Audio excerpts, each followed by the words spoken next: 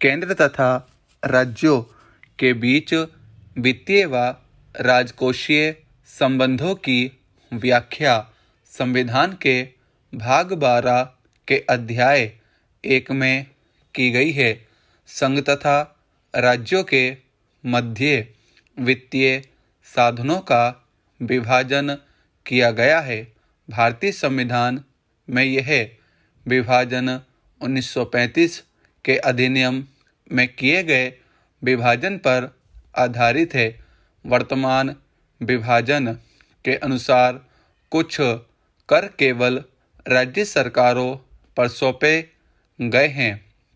राज्य सरकारें अपने द्वारा लगाए गए करों को स्वयं एकत्रित करती हैं और स्वयं ही अपनी आवश्यकताओं की पूर्ति के लिए उस धन को व्यय करती हैं। अनुच्छेद 266 के अंतर्गत भारत और राज्यों की संचित निधि और लोक लेखाओं की स्थापना की गई है।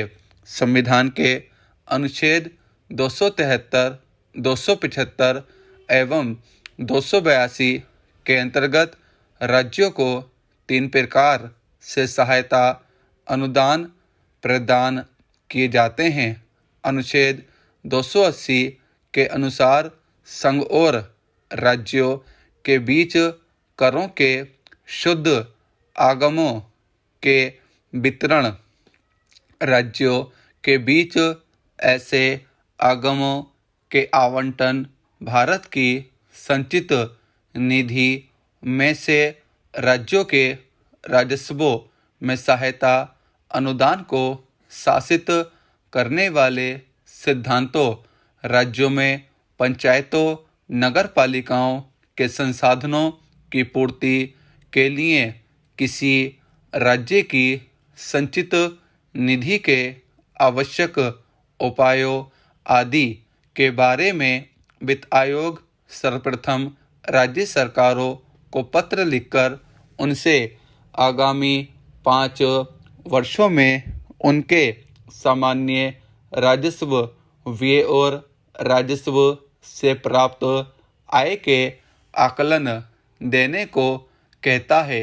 आकलनों के प्राप्त होने पर इनकी विश्वसनीयता की जांच करने और आवश्यक स्पष्टीकरण के लिए राज्यों के संबंधित अधिकारियों के साथ विचार विमर्श करने इत्यादि हेतु ही वित्त आयोगों का गठन किया जाता है।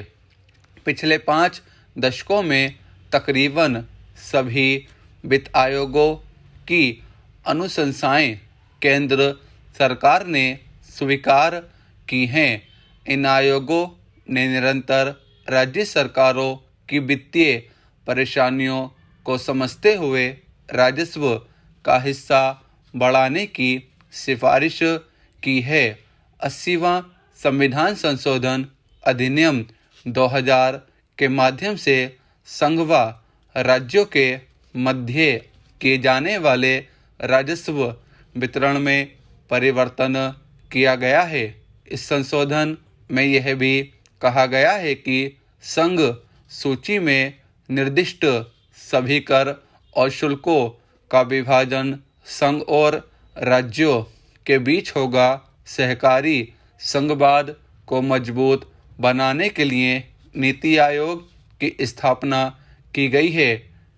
इस आयोग का सुझाव है कि एक ऐसी राजकोषीय परिषद की स्थापना की जानी चाहिए जो कि राजकोषीय पूर्वानुमान के साथ साथ निगरानी वाली भूमिका भी अदा कर सके।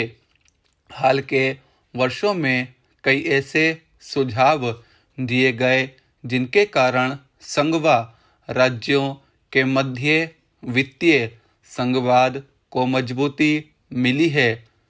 बी रेड्डी की अध्यक्षता वाले 14वें वित्त आयोग ने अपनी रिपोर्ट में केंद्रीय राजस्व की हिस्सेदारी को स्टॉप।